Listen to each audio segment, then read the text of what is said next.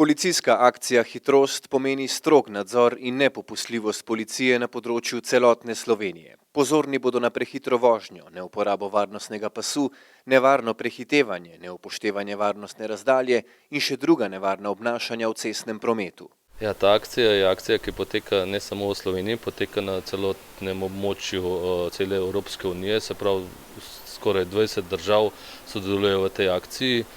Tudi jutri, ko bo potem poostren nadzor na več kot 600 točkah v Sloveniji, sodeluje Slovenija tudi v tem poostrenem nadzoru.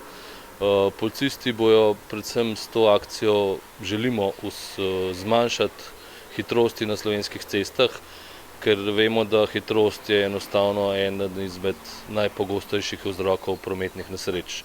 Že če pogledamo statistiko v letošnjem letu, se je število prometnih nesreč zaradi neprilagojene hitrosti povečalo kar za petino. Kdo so najpogostejši prekrškarji, mlajši ali starejši vozniki? Gre za precej nehvaležno vprašanje. Starejši, mlajši tukaj ne bi mogel nikakor določiti, v glavnem obstajajo na cestah tudi objestni vozniki, teh je kar veliko in dejansko bomo vplivati na to, da bo takih prekrškarjev čim manj. Glede samih motoristov pa ja, letos se je že začela motoristična sezona. Glede na lansko leto je bila statistika kar zelo negativna, saj so umrli 4 ljudje oziroma 4 motoristi, pri tem so bili kar 3 povzročitelji prometnih nesreč.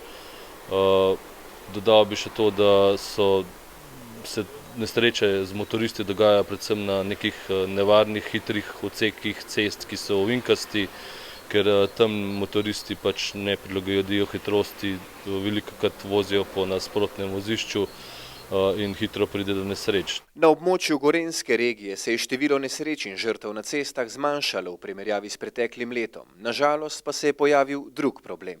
Zaenkrat lahko rečem za celotno Gorenjsko, da se je stanje, vsaj kar se statistično gledalo, popravilo. Se pravi, da se je število prometnih nesreč zmanjšalo. Je pa drug problem, da se je pa hkrati povečalo število voznikov, ki so nesreče povzročili pod vplivom alkohola. Se pravi, alkohol v prometu se je pa zvečal.